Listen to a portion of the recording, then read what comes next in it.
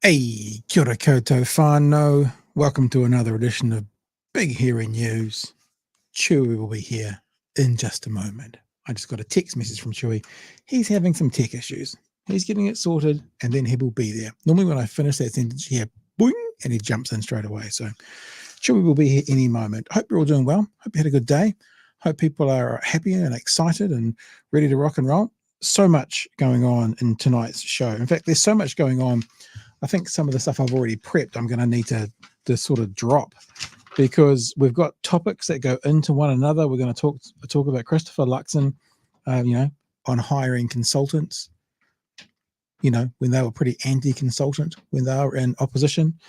We're going to visit Maaaark Mitchell on gangs and some stuff he said on RNZ today. Also, we have a potential guest coming on at 9:30.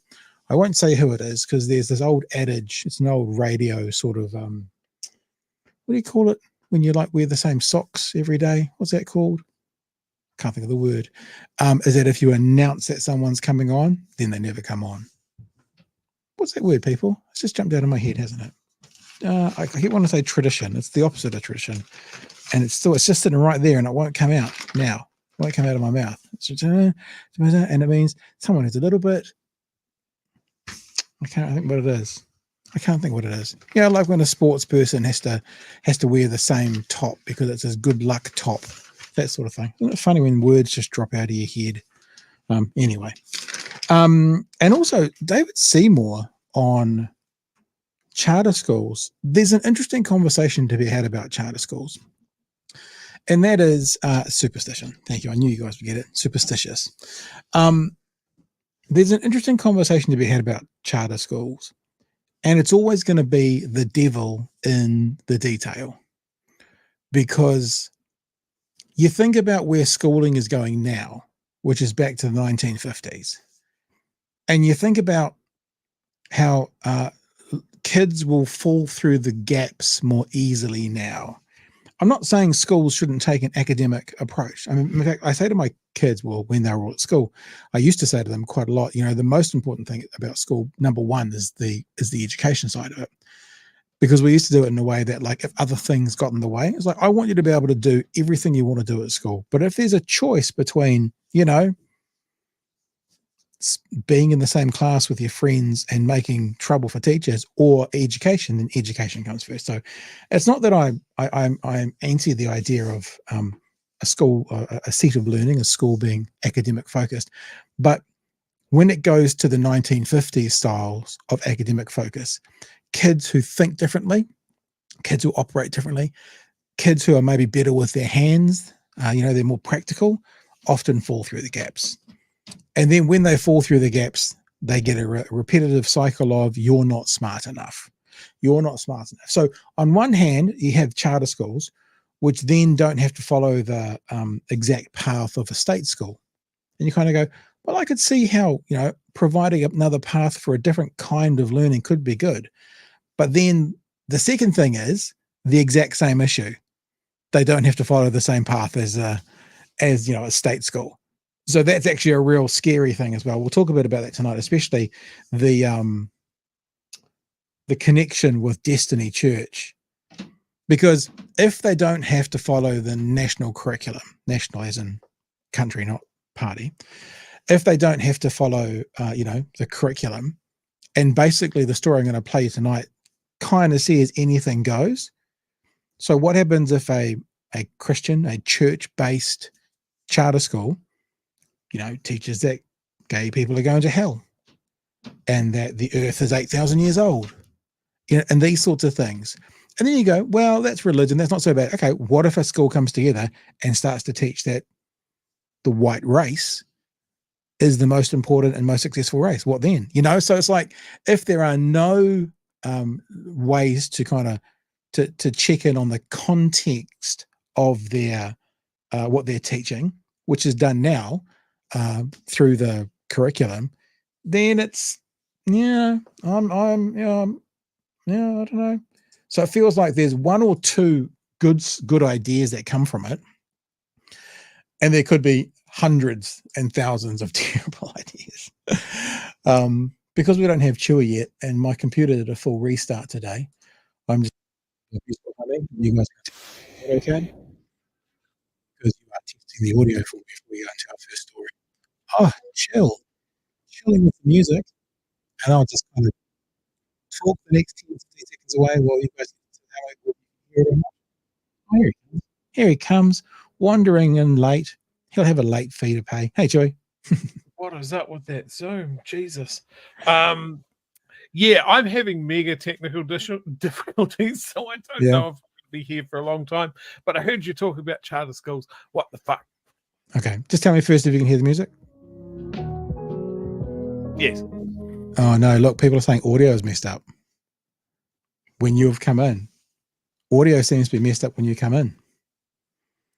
Okay, that's me. Yeah. I'm going to bail and see if I can fix it and then come back. Okay. See ya. I know that's how we sound fine now, but yeah, something's still not right.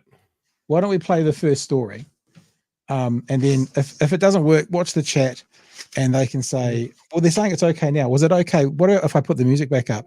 Tell me, people, does the audio crap out then? Chewy, is my audio okay to you? Apparently it got better when I came in, so I fixed it. Oh, okay. So we just do that again. Everyone's saying it's fine, it's fine, it's fine. Audio is fine now. Oh, okay. So there you go, Chewy. You brought the light to the world.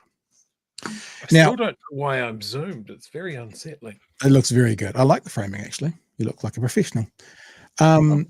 We have a potential guest coming up tonight at 9:30. I'm not going to say who it is because, you know, the old adage, the superstition, is that when you announce them to come, they do not come. So what we'll do to start off with is let's have a look at the national leader. Oh, I've got to turn the music down now, actually. The Prime Minister of our country on breakfast this morning talking about, you know, it's one of these things with this National Party, and we've seen it time and time and time and time again, whether it's too many bureaucrats unless they're the bureaucrats we want. You know, this is what they do. We shouldn't be having consultants, too many consultants, unless they're the consultants that we want. Talking a little bit about schooling and education, Prime Minister was talking this morning on breakfast with Daniel Faitawa about the consultants that are going to be used by the Ministry of Education. This morning, RNZ is reporting the Education Ministry will use consultants to do the work of people they've laid off. Are you okay with this? Well, look, again, what I'd say is that is particular. No, he's not okay with this because he told us before the election he wasn't okay with it. So do we need to keep going if I answer the question for him, or should we give him a chance as well? Because the answer is obviously no. No, we don't want consultants. In fact, we can even go to a story where he says during his State of the Nation speech on Sunday, Luxon promised he would order the public service to cut $400 million from its consultancy bill. That money, he said, would fund a new childcare policy, giving a 25% rebate to most families' child. You know, I went back and had a look for a few stories about him talking about consultants during that year.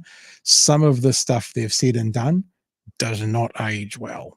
It does not age well. I found a clip when I was looking, which was Nicola Willis talking about there's this thing, the app tax. Labor is going to tax the app tax. Your Ubers are going to, and they did it. Some of it has not aged well. Anyway, I suppose I should give him a chance to answer, but we know what the answer is. No, I'm not okay with consultants. But let's see what he does have to say. When he'll say no in a different way. To an announcement Erica Stanford and I made last week, which is around what we call structured literacy, teaching our kids to read. Just remember that, you know, less than half our kids arrive at high school. It's taken a while to get to the no, but I'm sure it's coming. With respect to reading, writing, and maths, what we're saying is there's going to be one way to teach reading in New Zealand. It's called structured literacy. It's the old way that we learned around phonics, and we need consultants to actually train 8,500 teachers between now and the end of the year. I'm confused. He didn't say we're not having consultants. He said yes. That's confused me, Joey. Yeah, I'll give him. Maybe he's going to, maybe he's going to hit a home run towards the end of it and wrap it up in a clever way. The Prime Minister, consultants don't come cheap. Well, I'll just say to you again, what we've got is we will use consultants where we need to actually upskill teachers. In this case, almost 9,000 teachers this year, almost another 9,000 teachers next year, so that within a 2-year period, from year 0 to year 6, every single teacher in this country knows how to teach reading, and it's the same way, one way, every way. Look at it. You've laid off so many people in the public sector. Then you're bringing in consultants who are not cheap, and you've been given, when you were in opposition, you were giving the Labor Party a hard time about Well, we are going to remove a quarter of the consultant spend across government. There's no doubt about that. We've been very clear about that. We expect $400 million worth of savings to come out of consultant spends. There will still be a need for consultants. That's what this is about. This is actually providers who are trained in structured literacy and particular methodologies. Yeah. That's what every consultant is. They're a specialist in their field. He understands that, that the reason an agency brings in a consultant is because the consultant has skills that the agency doesn't have.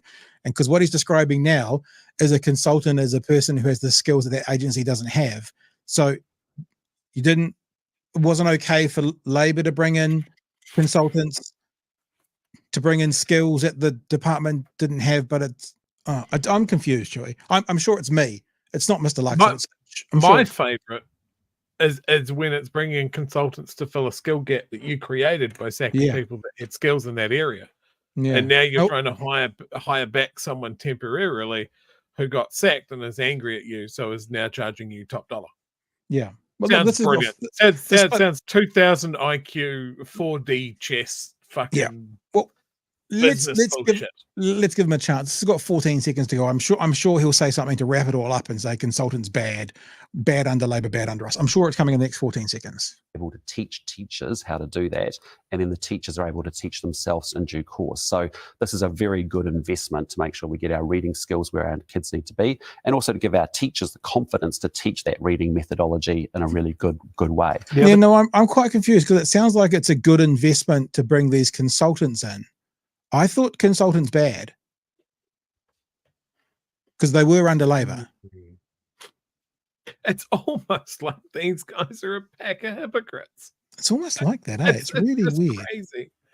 Look, the other thing I want to comment on here, with my enormous ham head filling up the entire frame, is I love that he's talking about, like, we're bringing in the structured literacy. It's the way that we used to work out how words sound, and that's why I'm so good at stringing together words.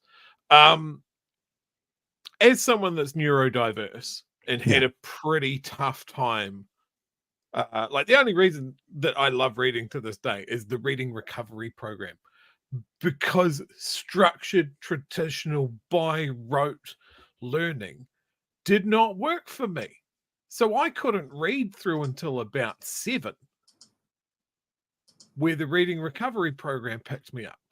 Now, when I hear this one-size-fits-all aspect coming into education, I see people like me falling through some massive fucking cracks. 100. Yeah, then that's what's going to happen. We talked about this before you came on. It's the idea that school of the 1950s did give some achievements that you could measure, like reading age and that kind of stuff, but it also did give a whole bunch of kids falling through the cracks. And this is what we said at the start there, Chewy, that we are going to talk about charter schools tonight. The idea of charter schools on one level sounds like, well, maybe, those kids that could fall through the cracks could go to a new kind of school that's more practical, or teaches in a different way. Now, there's lots of downsides, which we will get to, but the point being, the education system needs to be able to provide for all children. So what's going to happen? There was a story out in the weekend, actually, and I haven't brought it to the show tonight. Maybe I'll look for it, talking about the number of children that are neurodivergent. Now, that's a big label that some people use sometimes to excuse away everything. But actually, it just means, for example, has a learning difficulty. It's another way to think about it. Brain works a bit differently. Brain can't function on those straight lines. It can just be a smaller thing. Yep. Hang on, Pat. Now, if we're talking about learning like back in the old days, neurodivergent people didn't exist. Oh, that's right. We're something that came along with red food coloring. It's not like I laugh when I have people in my extended family that don't believe that ADD exists.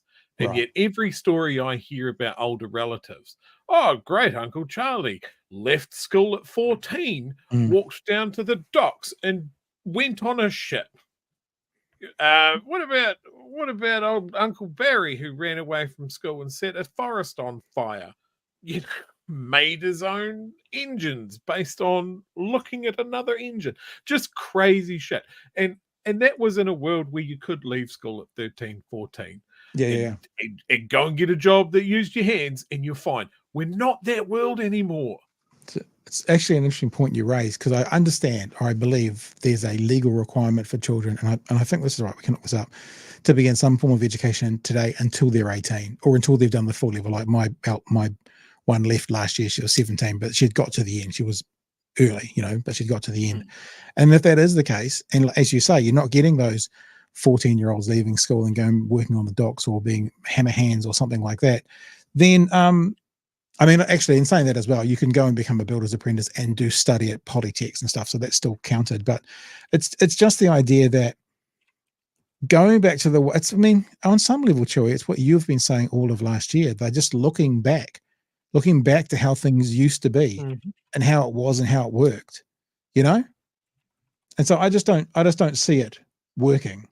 Let's do one more from our hairless leader this morning, because it's an interesting one that they're walking back pretty heavily. The thing that they're walking back pretty heavily is the Māori names on departments. And, we played a clip last week with the Bish, and the Bish talking about, was it Kaingora? Whichever department he was talking was, because that's what it's called. It's like, well, yeah, obviously. Apparently this is happening more, and we've got ministers now instructing departments to keep on using te reo as much as possible. So we'll have a look at that conversation.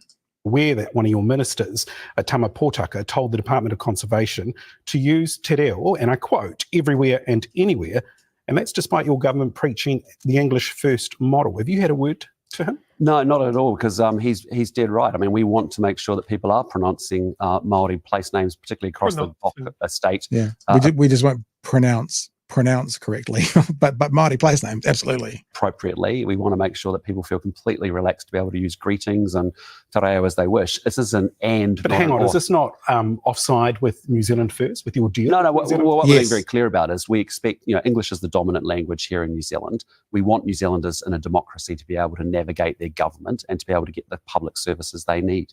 When you sit down and you talk to senior New Zealanders and they don't know the difference between whātua, tipu kinga, and it's something else, that's a problem, right? We want, even though the English language version of the name is beside it, it becomes a problem. Them to be able to understand exactly what they're getting from those services. So we're saying, look, English is the dominant language in New Zealand. We want to make sure that people understand what the agency's about, what the services are about.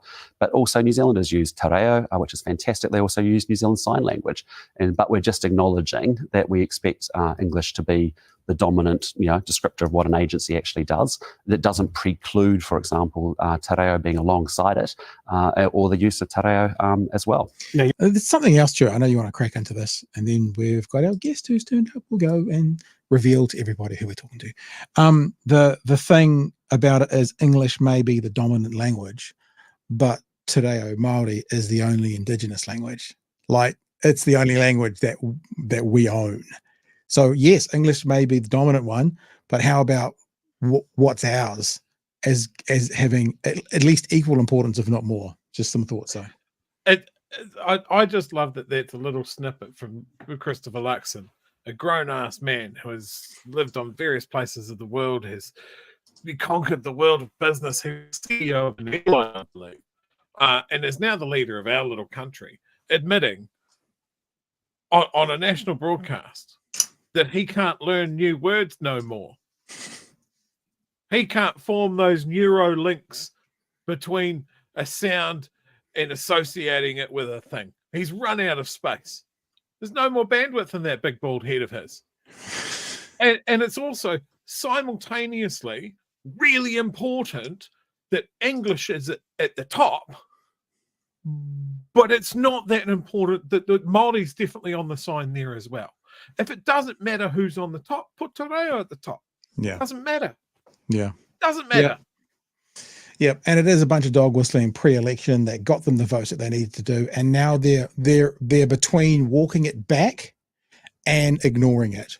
Because remember, this is the leader, this is the Prime Minister who's constantly saying, well, it's up to the Chief Executive how they implement that. It's up to the Chief Executive what they do there. It's up to the Chief Executive. So if the Chief Executive says, well, we're still going to use the Māori name, and then they jump up and down, you're like, you can't have it both ways.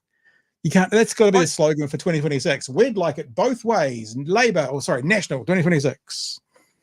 I had a really interesting conversation with an older relative of mine who's lived in Dunedin all her life. And I was talking about the fact that some people like to refer to Dunedin as Otipoti. Yep. And she goes, oh, I just can't do it. I just can't do it. And I went, why? And she goes, I've always called this place Dunedin. And I was like, that's cool. No one's trying to take that away from you. You know, and she goes, oh, you know, some people get really bent out of shape if you don't call it Otipoti. And I was like, nobody is. I've Not never a single heard that. person. No. Absolutely. Like, are you scared of saying it wrong? I'm like, you've traveled the world. You know, when I hear people say, and this is not just about a new name for something or that, like, I get people not wanting to fuck it up. I get people going, I've said it this way my entire life. What I don't get is people going, I can't. Yeah. I can't. Or I won't. Like that, like I would go, if someone goes, I will just always call it Dunedin. Fantastic. Let the rest of us carry on. Yeah, totally.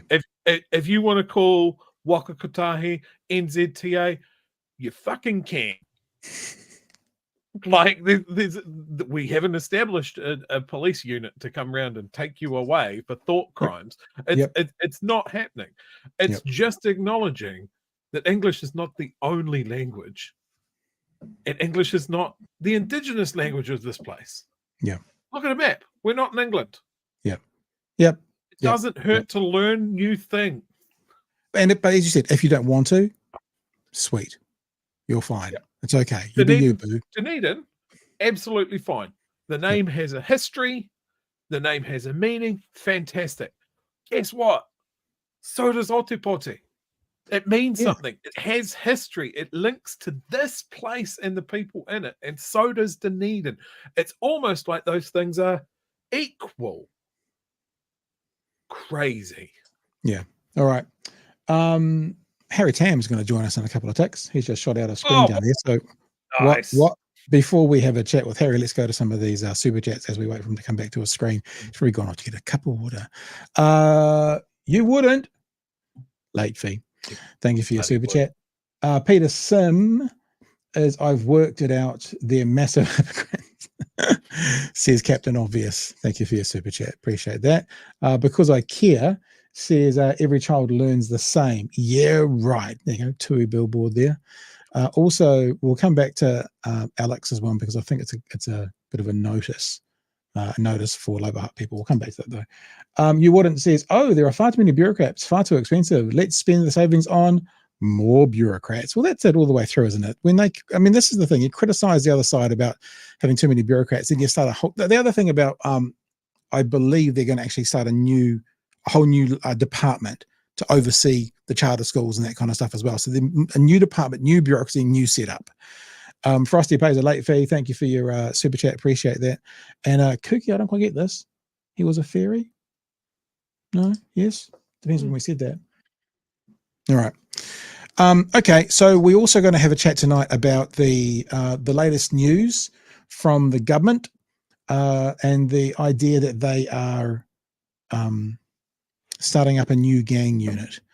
There are a lot of people who are saying things like it's just a rebranding of what's going on right now. They're looking for, a new way to do the same old.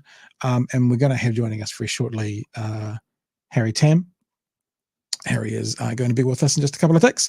Whilst Harry is coming along to join in and say good day to us, let's have a bit of a look at one of the questions we want to ask Harry, which is talking about, Harry is from hard to reach Māori communities, mobilising hard to reach Māori communities. On the news tonight, they had an interesting conversation. Now, no one's celebrating this gentleman who we all recognise right now, but the interesting conversation was why, and this will be something we speak to Harry about, why do people join gangs? What is the reason that people join gangs? And let's have a listen let's have a listen to some of the community workers that were on One News tonight talking about why do people join gangs. It's only a 45-second clip. Court records show Case Selwyn was bullied at school and joined the Killer Bees after his father died for a sense of belonging. This community worker with 25 years experience has heard stories like that before. If somebody's offering you friendship and a place to have a good night's sleep and food, why would you not join? The allure and the mystique of being in a club. Is it flashy things that you want to see while own a motorbike? Could be that. And it could be what's happening at home. A family in poverty, single mom with no job, uneducated, no male figure in the household. Where are they? Either with new families or in prison or gone elsewhere. So our mentors sometimes become their substitute dads. So there's some conversation from some community workers on One News Tonight. We welcome to the show Harry Tam. G'day, Harry. Kia ora. Welcome. You with us, Harry? Hello, we can't hear you, Harry. You might need to turn your mic on there, sir. Having a look for that, and we'll do that. Chewy, have you been across this this announcement very much at all? About the gang task force, which is just a reheating of Simon Bridges' task force Raptor wet dream from last time round. Yeah. I skimmed over it this morning. I mean, they're talking about gang patches. I still haven't seen the definition of what is a gang patch. It just seems to be the police and the government going, trust us, we know. Yeah, which is worrying. We will put in this place to do this. We're going to do it. You with us, Harry? It's probably one of the settings in your computer to assign a microphone to you. Sorry, dude. This is one of the perks, Chewy, of taking in lives rather than setting ups before nines. It's all right, though. We'll figure it out. And if we don't figure it out, it'll be fine. We will do it another day. It's all good. Whilst Harry is having a look at that, why don't we play some of the rest of the story, which is actually about the announcement, and we'll see if we can get Harry onto the call before they go. So this is from One News Tonight. This is the actual story that leads into what this new task force is, gang task force. The stuff of intimidation and fear, the government says, has to stop. Gangs think that they've got control of the streets.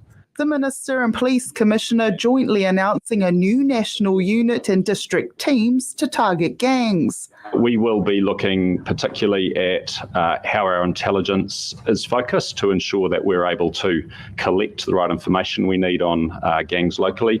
All right, let's just pause there for a second. So we've got Harry back there. Can you hear me? This one. Harry, you're there. We can hear you. Yeah, can you hear me? Yep, we can hear you. Hello? Can you hear us? Oh, yep, cool. Yep, sweet ass.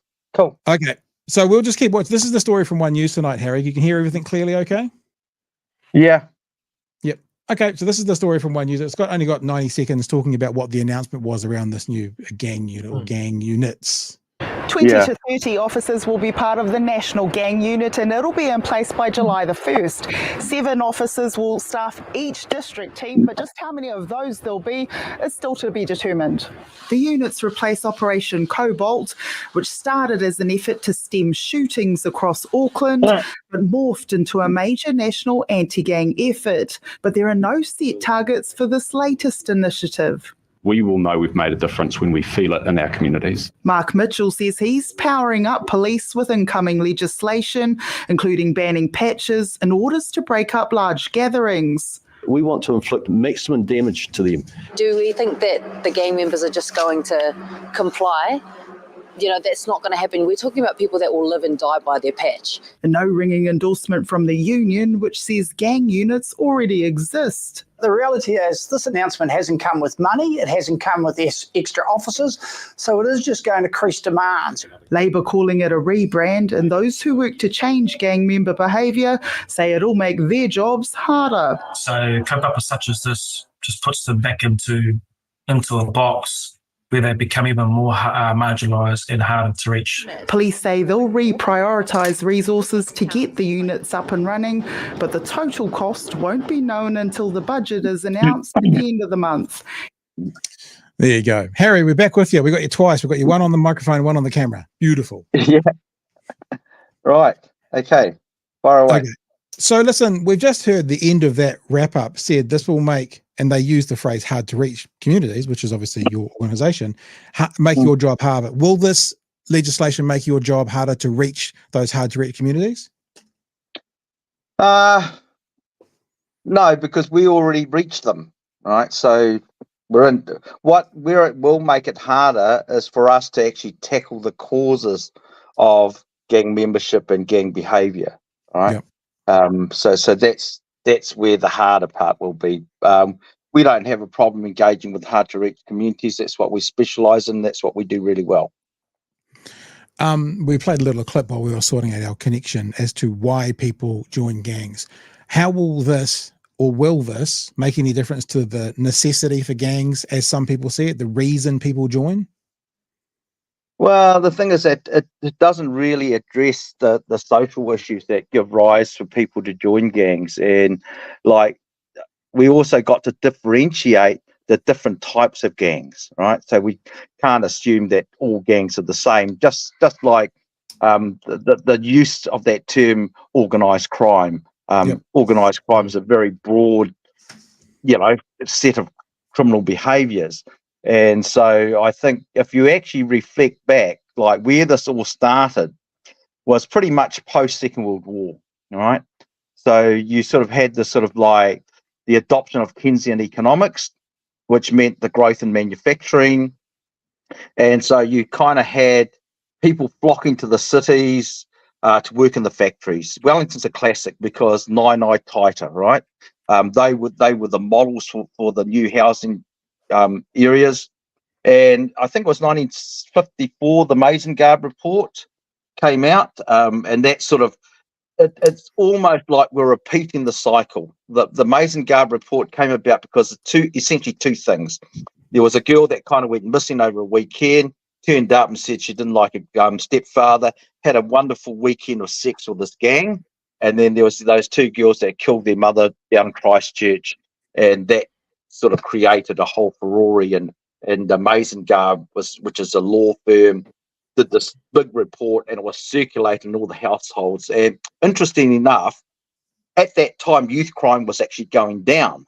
But because the pandemonium that was created by this Maaaark report, it created this moral panic, right? And so if you reflect 1954 to where we are now in 2024, you've got exactly a similar scenario. So from that time, that was the age of the bodgies and woodgies, the milk bar cowboys, and eventually the bikies came along. So our people were sort of emulating like the Hells Angels in America, popular youth culture, and all the rest of it, right? So the whole thriving economic situation also meant that there weren't enough people filling in the factories. So we had urban drift coupled with the process of assimilation. So during the Maaaark report, that period, that whole moral panic, was where your state care came into place. They were known as juvenile delinquents, put into state care. So if you look at the original Mongols, if you like to call them, they were predominantly Pākehā. So the mob is probably the only institution in this country that's been absolutely captured by Māori. So it's a Pākehā, basically Pākehās, the Stafford brothers, the Gary Gerbies. And, Gary actually talks about his time in the boys' home and how he was sexually abused and physically abused. So if you take a look at what's happened with urban drift with Māori, they ended up filling in those boys' homes. But prior to that, the whole thing of tikanga Māori was being stripped away, whether it was the Tohunga Suppression Act, they're not allowed to use the language and all the rest of it. By the time those young boys entered into those boys' homes, where they were sexually and physically and mentally abused, so that's where the violence comes from. So if you want to understand the violence within the sort of indigenous ethnic gangs, that's where it comes from. That was taught to them, all right? So their culture was taken away, a new culture was implanted into them, which is violence and sexual violence. So if you wind the clock back to the 70s and 80s, gang rape was quite a prominent crime, all right? And so if you want to understand the genesis of all that, where does it come from? So on one hand, you take away the culture and then you implant a new culture. And so these people, when they were 16, they were released. They were no longer a state ward. They were basically just thrown out on the street. So in that process, people become institutionalized, right? And no one lives in a cultural void. So they've adopted a new culture of violence, and that's probably where the no narking rule comes from, right? No narking, so you don't narc off your perpetrators who were your carers, whether it was in the boys' home in Ipuni or in Lake Hellas, you don't narc, right? So that's filtered through. And so if you want to look at the bikie gangs, why I say they're different, they're a generational phenomenon, right? So if you take a look here in Wellington, you know, you had like the 25 Club back in the 60s and 70s. And by the early 70s, they were gone. They were replaced by the Satan slaves, right? And likewise in Timaru, there was the Highwaymen, Dunedin, there's Coffin Cheaters. And by the 70s, you had the Road Knights, the Epitaph Riders. Was a whole different generation of bike gangs. And now there's another generation, predominantly influenced by the 501s, right? So there are different reasons for joining gangs, right? So if you want to look at the indigenous ethnic gangs, which is where the biggest gangs are, so if you follow the whakapapa that I've just explained to you, those people that were released from those homes were heavily traumatized. That trauma has never been treated. So we've got intergeneration transfer of dysfunction going into the fourth generation, all right? So if we keep on doing the stuff like tough on crime, put them into boot camps and all the rest and traumatize them some more, it's going to be even worse, right? It's not an answer. So do we want to fix the problem and put our hands up and say, as the state, we did a terrible thing here? So it's really interesting how quiet the Royal Commission Interstate Care has been, because they're not part of this conversation, where in fact they should be, right? So does that give you a kind of an answer? Yeah, it does. It makes a lot of sense. I mean, like I hear it, I can follow it. I also know there's going to be a community out there that's going to go, that was 50 years ago. You can't blame a 16-year-old for what happened 50 years ago. And if that was the person watching this right now, what would you say to them, Harry? Well, the thing is, it might have been 16 years ago, but trauma never goes away, you know, and the thing is, that's the reality. I mean, if you wonder why each generation is worse than the other, it's because it's untreated trauma. And, you know, I mean, all you have to do is look at, you know, the former Prime Minister's science advisors' reports. They talk about this. It's not Harry Tam that made this up. Every psychologist that's worth his bloody penny will tell you the same thing, right? So the point is, do we want to recognise the research and factor that into what we do? Because right now, like I say, we've got a repetition of the Masengard report, where you create this moral panic. And this whole thing about gang and patches intimidation, well, we did some sums, right? Go back to 2021. The New Zealand population that time was, I think, was 5.123 million. And the government said, the police said there was about 8,000 gang members. So when you work that on a ratio basis, you've got 1.5 gang member to every 1,000 New Zealanders, right? So I then question, I believe that most New Zealanders actually don't see real life gang members with their patches on, all right? Yeah. Unless they live in Marae Nui, Flaxmere, Porirua, where gangs, there are concentrations of gangs. Where most New Zealanders see gang members with their patches on is on the mass media. Every time there's a gang story, there's a patch there, right? Yeah. So that's where we're going wrong, because we're not actually recognising what this is all about. Because like this new bill, I believe they're going to ban having patches on social media. Well, if you take a look at every government report from 1979 right through to Roper, every report talked about the need to control sensationalising gang reporting. And that hasn't happened. So every time there's a story, oh, here's a gang member, here's a patch. You know, you just throw a patch on any patch, right? Front page and on TV, you know? And so people start believing this. But in real terms, like I say, do the sums. You work it out for yourself. Yeah. We worked it out to be 1.5 to every 1,000. So the reality of it is sensational media, hype up, moral panics. So that's what we've got, right? I think what you've got as well is seen around the world. I remember that Bowling for Columbine documentary with Michael Moore. And Michael Moore goes into South Central Los Angeles, tree-lined, looked lovely, looked, and he went to the corner where Rodney King was beaten, and he had to talk to a professor there, and the professor said something like, violence, violent crimes is trending down. But he says, but the coverage of violent crimes has gone up 600%. So in other words, the public thought they were living in a much more dangerous time and place, but actually that's just because what the media was doing with the story. I remember he asked him something like, if you went to if you had the opportunity to go and film, to a reporter, go and film a guy being saved from a burning building or a gang shooting, which would you go to? And he went gang shooting every time. Better video, literal blood on the floor. So I hear you. I was going to ask as well, because you talked about, the intergenerational issues and what the state has done in this. Would an official apology from the Crown make a difference? Like, I can still remember quite emotionally when an Australian Prime Minister apologised for what happened to their Indigenous people, one aspect of it. Would that make a difference? Would that be a single step towards 500 or 1,000 steps of kind of healing of that? No. Well, I mean, if they make the apology and back it up with the resources, right, for the people to treat their trauma and all the dysfunctions that's come over the generations, yes, it would. But I think we know from the Australian example was that, they made the apology, they pumped some money into the Aboriginal community, and they forgot about it. Yeah, right. And, like I talked to some of the people when I was at TPK. I went over there to talk to the youth justice people, and they said, look, they don't really care. They've given us all this money. They don't even evaluate what we do, And if that's what happened in Aussie, if that's what's going to happen here, I can't see it myself. But apologies are hollow unless you actually, show that you mean it by action, Yeah. Chewy, what have you got, sir? Oh, so much I'm agreeing with there, Harry.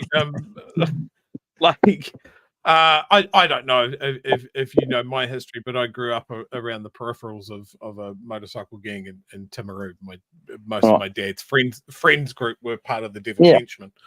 So I see exactly what you're describing, like the explosion in talking about these gang tangi processions and I guess shows of strength around them as this new thing that's just so out of the gate. Look, there's one in Timaru in the late 70s. Shut down the whole road, and it was for a funeral of a gang president.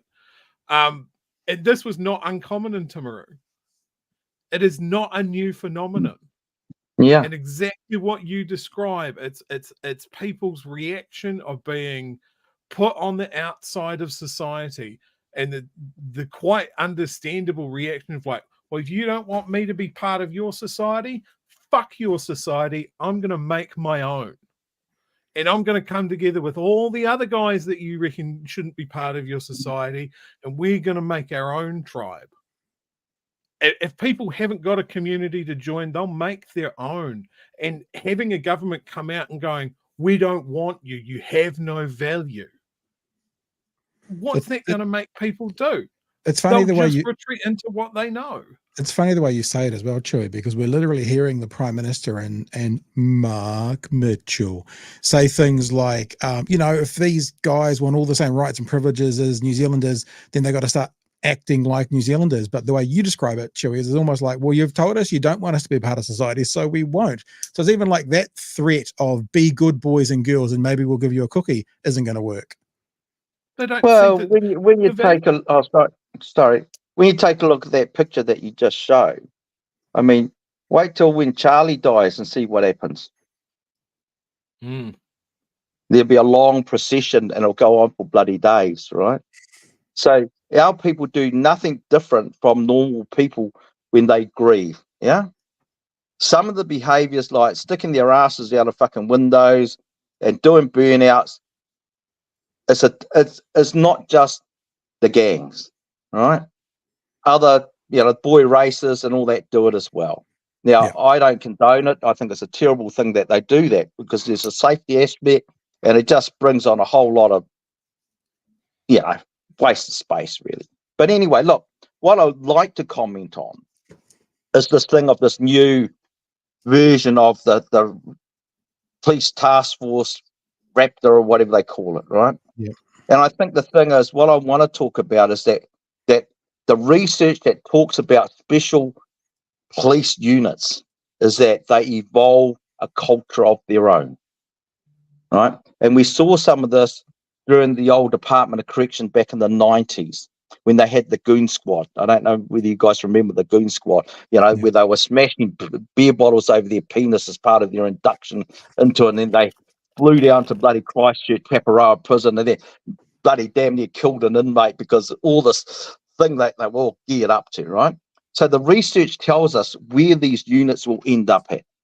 And more, and examples of that in New Zealand is, do you remember the team policing units? They were known as task force, right? They very quickly, because that was Gideon Tate and task force, and that was set up the thin blue line to tackle the epitaph riders and the Blossom festivals and all the rest during the 70s, right? And very quickly they were then used as a political tool for the Dawn raids, right? On the Pacific community. And if that wasn't bad enough, they became the Red Squad and shoved long truncheons into Springbok protesters. So this is the danger of these special police units, is that the research already tells us where they eventually end up at, right? And then on the other hand, these search and seizure laws, right? So all you have to do is have a look at Lord Scarman's, the Scarman report. Do you know anything about the Scarman report? No, I don't. No. Well, Lord Scarman was brought in to investigate the Tox Death Brixton riots, right? That took place in the 80s. Mm-hmm. And it went on for bloody days and it spread. And he identified the SPG, which is a special police group, right? Again, overuse of the SUS laws. And that was search and seizure laws, right? And eventually the community and the breakdown of communicating with communities. And in the end, the whole thing just imploded into this massive riot that went on for bloody days and wrecked Brixton, Toxteth, and so forth. So the research and the evidence is there. We just don't want to know about it. But be aware, gangs today, who knows who's next? And I'm not scaremongering. Tell me if I'm wrong, Hey, a couple of things. Have you ever thought about writing a book? Getting all this stuff down, getting the history, doing it? Because when you come on and talk like this, me and Chewie are like, oh no, tell me more. I mean, have you ever thought about putting this into print? I'd like to read that book. Yeah, well, read our submission. Yeah, sorry. Harry sent me this submission and he asked me, have you read it? And I'm like, it's on my to-do list. It is. I'll read it tomorrow. I'll sit down and read it tomorrow. Hey, but the other thing is, if you can find me a publisher, I'd gladly write a book. I'll speak to some people. Like I'm not just like, I'll knock it out. I know a couple of people in that world because they're really interesting. The other thing is, would you speak? There's been a few people in the chat who have said this, and I'm interested by it. Would you speak to Maaaark Mitchell?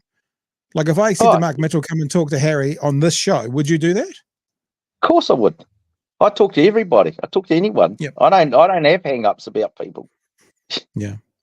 And I think the most important question for me for the day was, how was the table tennis?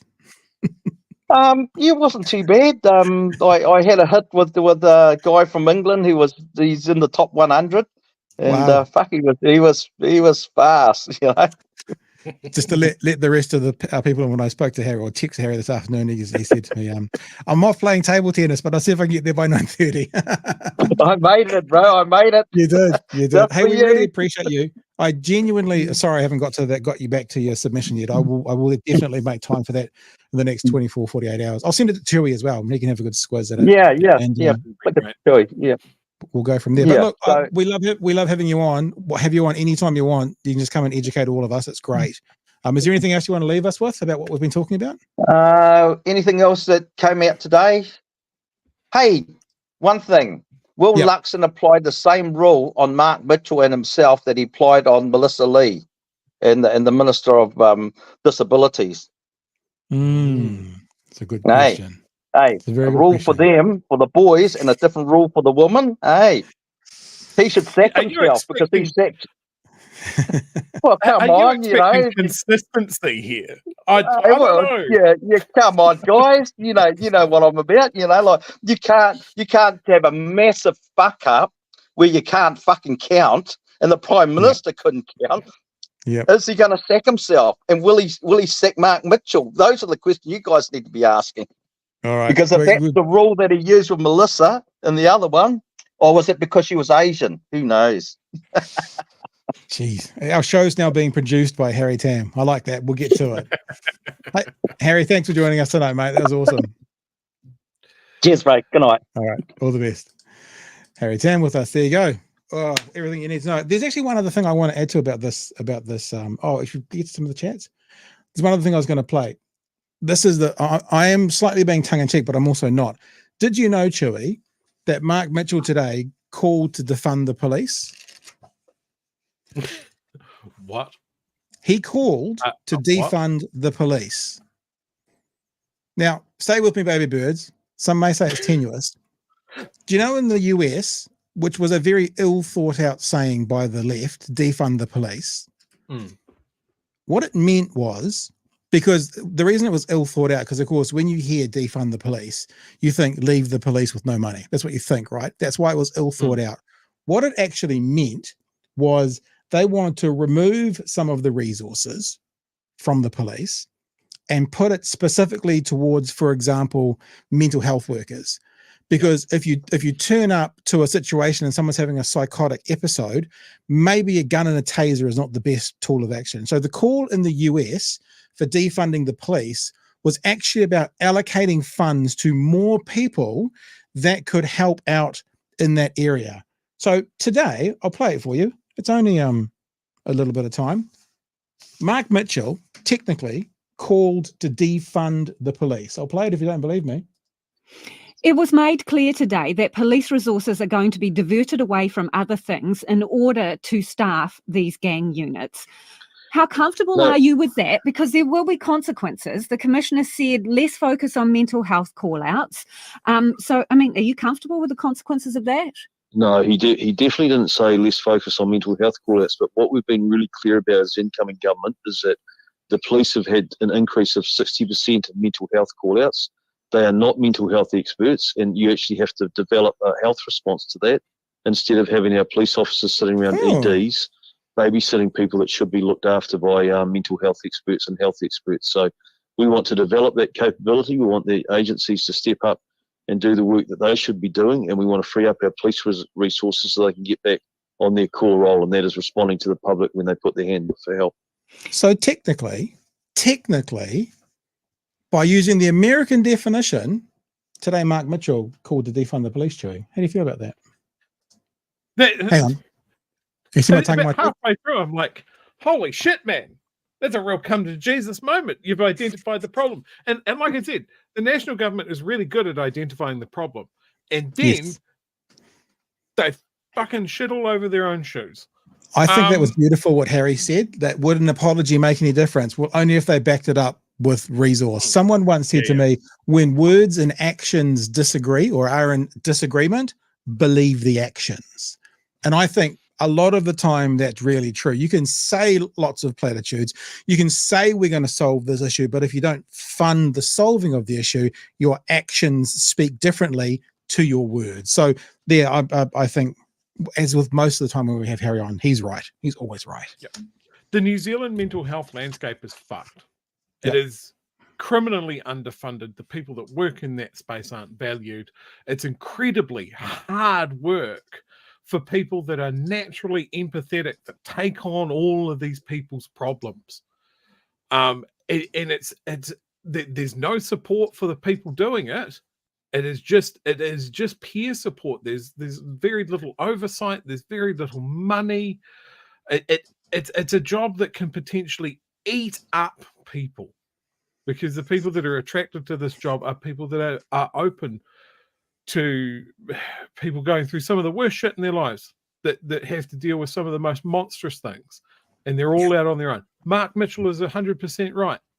A cop turning up in the middle of the night for a mental health crisis, the tools on his belt or her belt are not the tools that person may need. Yeah. But those are the tools that cop will turn up with and have training to use. And if that cop has another skill set in their life that means that they can talk someone down, that's lucky, but it's not guaranteed. Yeah. So yes, there is a need for more support for mental health. I don't think Maaaark Mitchell has got it there. He's basically saying people having a mental health crisis are wasting police time. Yep, and Tim's right. Technically, he didn't say that he would take the police funding. I did this. Did you not see me do this? He was so close, though. He was so close.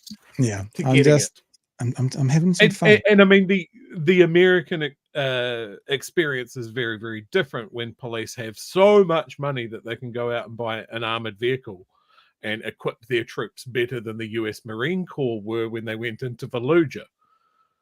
You know, the defund, you could defund a lot of police departments by half and they wouldn't even notice it over in the States. So it is a different argument there, but I do agree, Pat, and it's probably the first time I've spoken to someone that's gone, yeah, that slogan backfired massively. Oh, it's terrible slogan. 100%.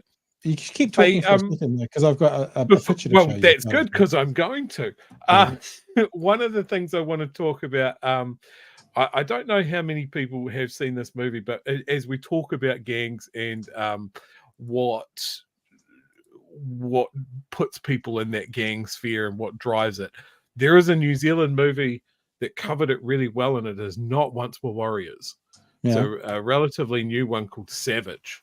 Oh, I haven't seen it. Came out in 2019, and it is about as true to life and as true to the things that Harry spoke about that pathway to gangs and what puts people into gangs, what drives people there. It's very much focused on that journey through the 60s, 70s, and 80s of gangs, especially around Wellington, and it is incredibly impactful. It is a very hard watch. It does not pull any punches, and if you want to get a really good sense about the New Zealand gang scene and where it's all come from, I thoroughly recommend that movie. Just be prepared. It's a hard watch. All right, I found that. Justin, that was a lovely segue, because then I can just get into it. Talking about defunding, this was sent to the BHN account, our account, by Finn today. You ready? For people on the audio, podcast, David. It's a poster that just says "Defund David" with a picture of sandwiches and David Seymour, which fits in quite well to what you were just saying. Hey, yeah. I mean, Harry's blowing us out of the water a little bit with all his good knowledge. So we're just going to shoot back for a second and get back to the charter schools, because there's some interesting conversations to be had about these charter schools, Chewy. Because as I often say, the devil is always in the detail, yeah? And on one level, your neurodivergent kids, let's say your practical kids, the kids who are good with your hands, the artistic kids, you know, if you've got that 1950s reading, writing, and arithmetic, which just sounds like what they want to put out there, those are the kids who fall through the gap. So being able to go to a different kind of school, like if there were groups that were putting on schools in these charter schools for neurodivergent children, like if that was a charter school, neurodivergent children, most people would probably go, well, yeah, that's not a terrible idea. If I can get my kid who's on the spectrum somewhere and has problem with, you know, tactile things or noise or whatever, a decent education, because, you know, the rest of the class is not just going off working on their ABCs, maybe that would be a good thing. However, devil being in the detail, when you see people like Brian Tamaki at the top of the list with their hand up saying, I want one, devil, literally, in the detail. Let's have a look. Lifting the achievement of Kiwi students has been a key focus of the government, and it's just made another education move ahead of this month's budget.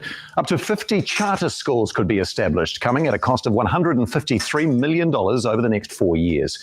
15 of them will be brand new, while up to 35 state schools could be converted into charter ones. It's hoped the first schools will be open by term 1 next year.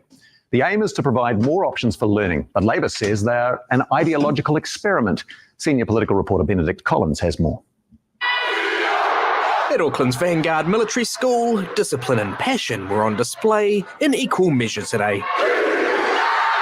To bring kids into a school that's different and engage them differently so that they can feel a sense of pride and purpose. Charter schools See, that sentence in isolation doesn't sound terrible. And he's very good at that. Yeah.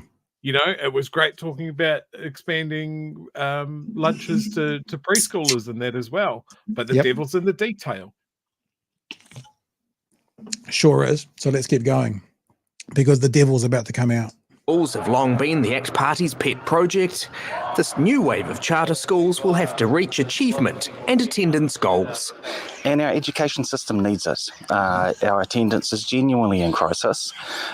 We need schools that children want to go to. The track record of charter schools, though, is in dispute. Actually, let's just say they were mediocre at best. There was overwhelming success in the previous charter model.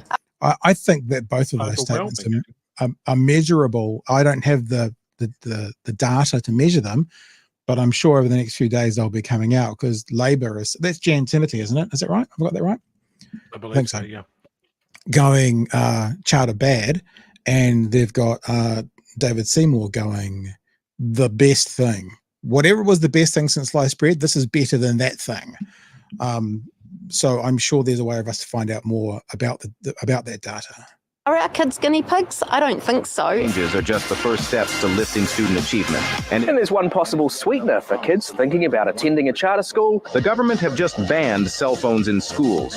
You might not have to comply with the Prime Minister's ban on cell phones. Charter schools will have autonomy, so they won't be forced to do things such as the cell phone ban. Okay, so this is where the devil comes out.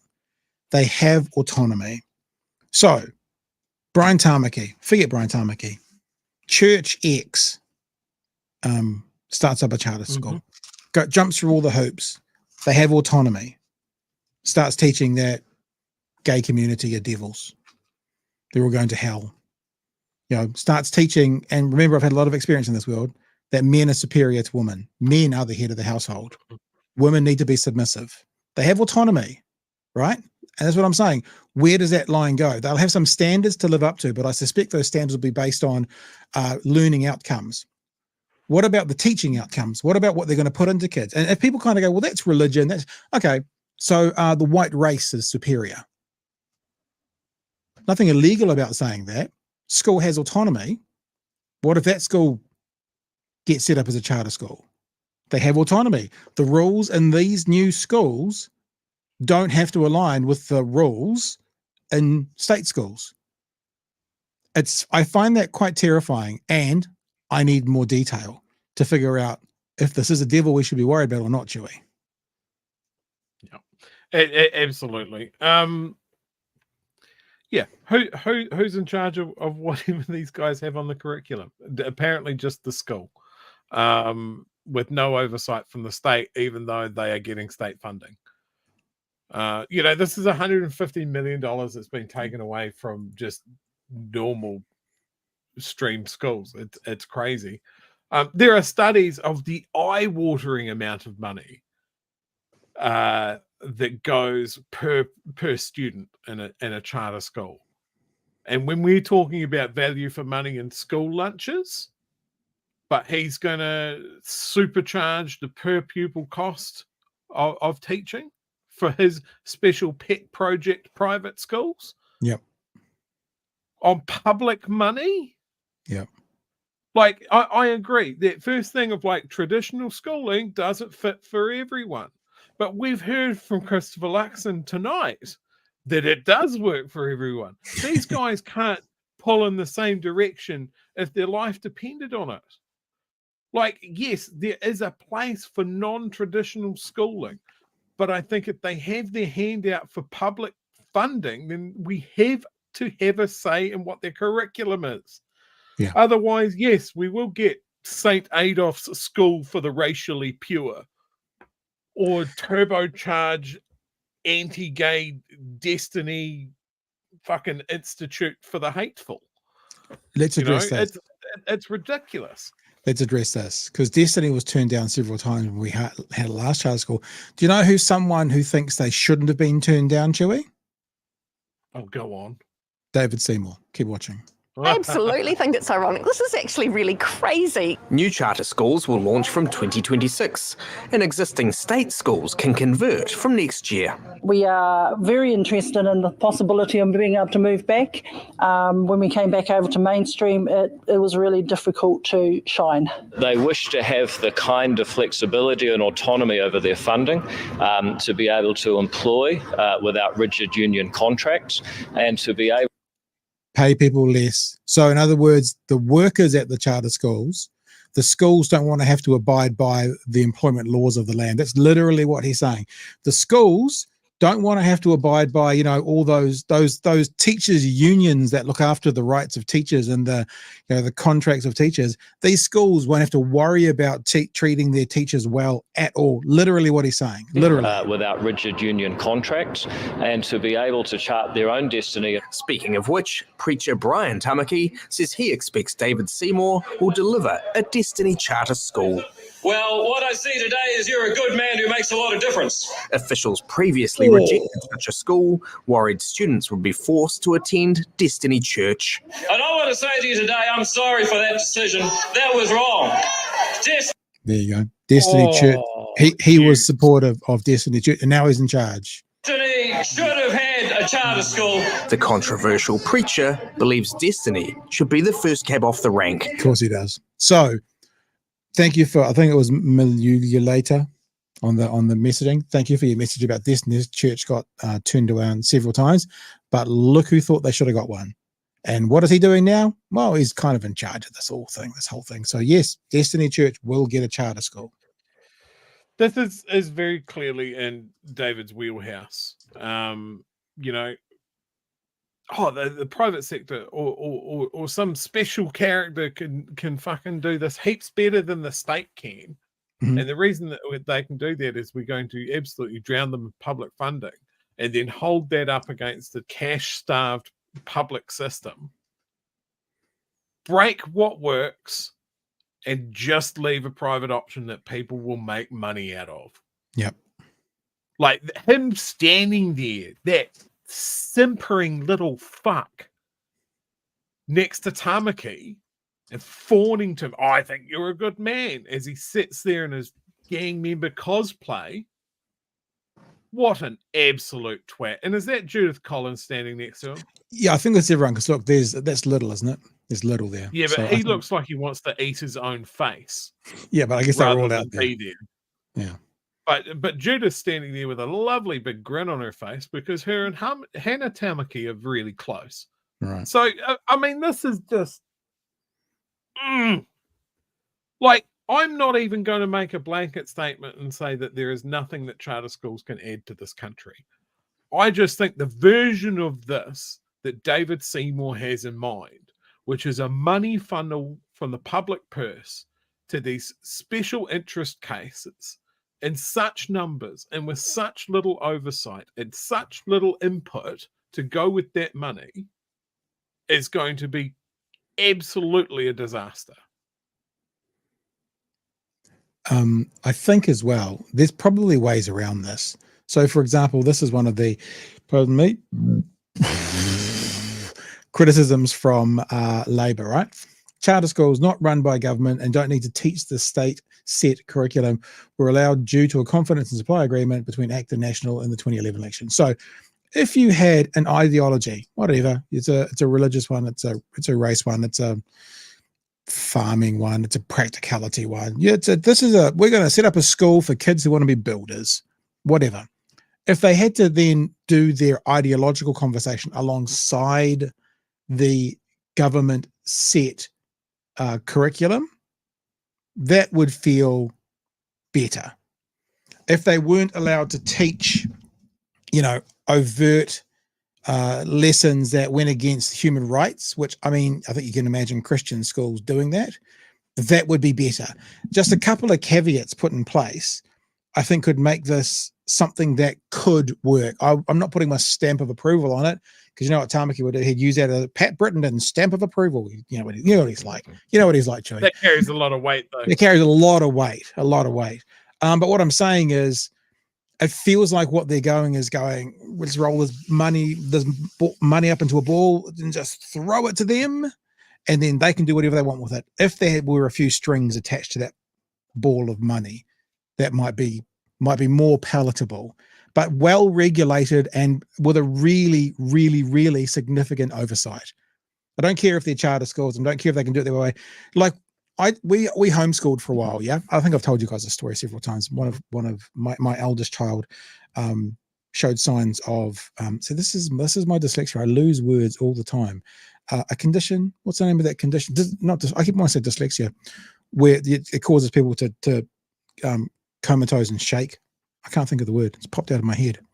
They'll tell me in the chat what it is. But anyway, my eldest child had this. I can't even think of what my eldest child had. Epilepsy? Epilepsy. Thank you very much. This is just so you know, people. That's my dyslexia. I lose jargon. That's one of the things it does. Epilepsy. And so we decided not to worry about school. And we were just planning how to best get through medication and stuff. And so we just decided to go homeschooling. The rigmarole you had to go through to get homeschooling, the essays and stuff you had to write, and the evidence you had to provide to be able to be a homeschooling parent sounds like it was significantly more. Probably not. I'm thinking because if schools got turned down, but it sounds like it could be significantly more heavy-handed than what someone might be able to do to run a whole charter school and then teach whatever they like. See, we still had to teach the school curriculum. So as a homeschooling teacher, you still had to have your check boxes to go through. So yeah, I this concerns me a lot, because I haven't heard any of those tethers that would keep their teaching in these schools to a standard that we need children to reach getting out of that school. That's what it is. Yeah, and look, I think the reason the state has to have a say in these sort of things is that these schools will churn out people that exist in our society. Yeah, you know. Yeah. And also, with little oversight comes a big opportunity for corruption. So this is a story regarding the previous round of charter schools. The Auditor General has strongly criticised a school board that paid almost $500,000 to a trust on which the members were the trustees of the school. Right. And it was unable to clearly show what it was spent on, who authorised it, or how the fee was determined. Villa Education Trust was the sponsor of 2 charter schools, South Auckland Middle School and Middle School West Auckland. When the Labour government abolished charter schools, the Ministry of Education appointed an establishment board to transition the schools back into the state system. And then, look at that. Oh, we've got a whole bunch of missing money. People making their wallets fat. Now, that is exactly the system that David Seymour endorses. A money funnel from the public purse to the private pocket. What did they say? Was it 150 million? 450. Sorry, 100 of funding. But yeah, 150 million. So that's 3 million per charter school. Do a lot with $3 million, especially if you already have, like if you're a state school being converted, 3 million per school, because it was 50 schools, wasn't it? I'd love to put up this article, but it seems the website's broken. But the headline that I was going to put up, the National and ACT experiment with charter schools that ran from 2014 to 2018 cost $48,000 per student annually. Wow. Does that sound like good value for money? I don't want to For freak you public out, funds? but as you were saying that, we had 666 viewers.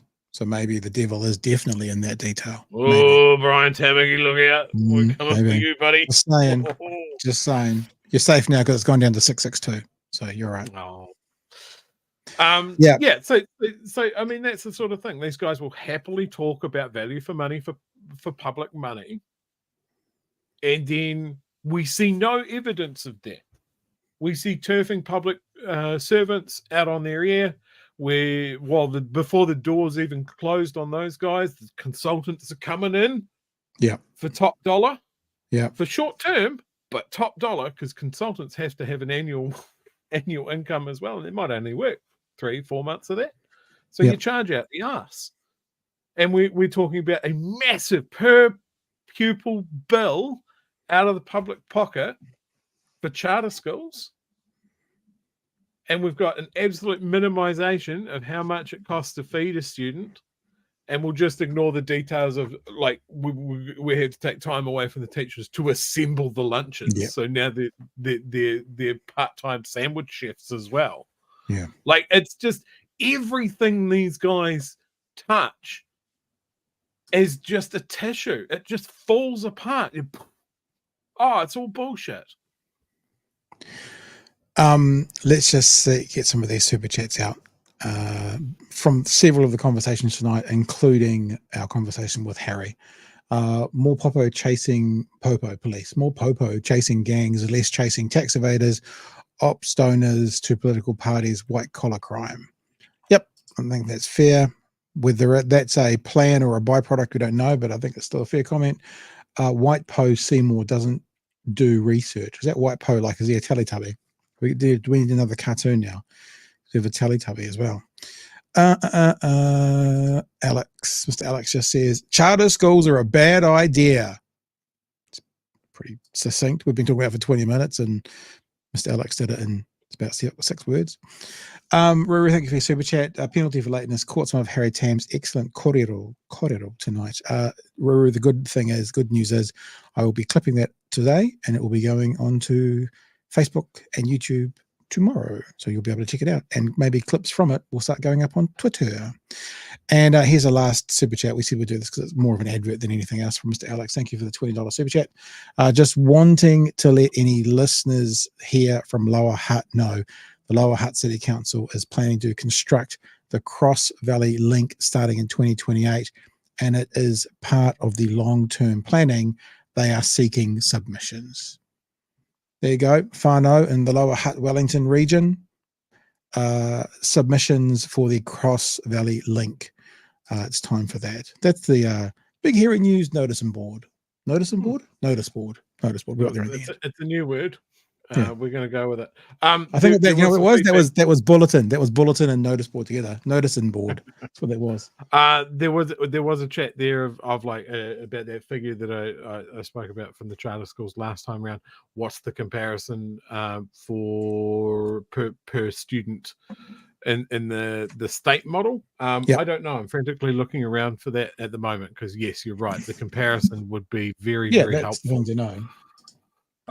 But from my initial pass, it looks like, and I'll dig into this more and we'll maybe mention it tomorrow. It looks like the number in the state sector is about 11,000 per student per year. So you can see if it's 48,000 in the charter school per student per year, it's a lot more. Yeah, I've just done that as well, and I just got this. Annual fees for state schools started about 11,000 for primary schools and 14,000 for secondary schools. That's New Zealand. So I expect that article that I did want to put up would have that answer, but the website is not loading. Well, I think what that is, though, this looks like it's an international, right? This is for international New Zealanders, and so if it's because obviously if you're a foreign national sending your kid here to go to school, you pay the full fee. So I would guess that would be about right. That means, that's what your children are subsidized. Like in secondary school, you might pay $1,000 or $2,000 a year as a parent. So that probably means, that year that kid had cost $16,000 for their secondary education. I'm guessing. That would be a fair analysis, I would think. If international students are being told it's 11,000 for primary and 14,000 for secondary, that's probably the cost of the education that New Zealanders get, paid by the government. Yeah, and that tracks with the couple of websites that I flicked through. They were mentioning numbers in that ballpark as well. Yep. Gold says, I missed the super chat yesterday, but it's got to be said, yet more evidence at Seymour is a terrible example of humanity. And because I care for a super chat says charter school contracts are commercially sensitive. I just think when, the arrogance as well, when they can just say the quiet things out loud with impunity, we want to do this, says old David C. Less, because, then they don't have to handle any of those union contracts or anything.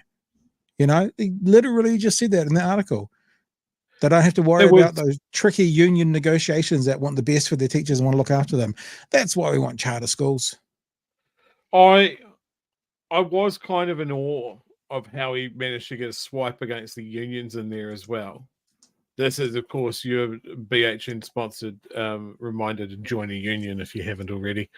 Because, yeah, that's the big threat to these guys, is like your average person's chance to redress the balance between government and big business is to band together. That's why these guys hate the unions. Yep. They don't like going up against the teachers' union. And, of course, don't forget, they're all thoroughly lefty communists, or maybe they just know what they're talking about when it comes to teaching kids. Yeah. And that they can smell government fuckery from 400 miles away. All right. On that delightful note, government fuckery, it might be time for us to move on and wrap up the show. Anything you want to? We have learned. I was thinking it was a kid song. They always had a wrap up song. We should have a wrap up song. Are we getting? Do we have enough of an audience now? It happened with a cartoon the other day. We can go. Someone should design us a theme tune. A theme tune. Have we got that yet? Maybe not.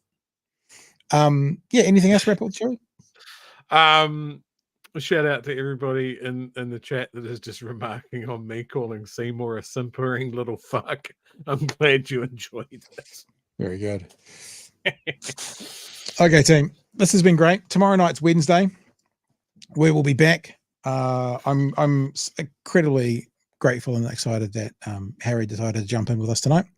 And as we always try and say to you guys, we like being the dumbest people in the room, and when it's talking gangs, there's no one better to talk gangs with and get the background. I mean, that background, like I'm saying, that should be a book, or that should be a doctorate or a thesis. The knowledge he's got in that head about the origins and New Zealand history of gangs is like phenomenal. I'll tell you what as well. I want you guys to hold that in your head every time it's suggested that maybe they talk to Harry Tam and they go, "Oh, we don't want to talk to anybody that's associated with the mongrel mob. He's just a gangster."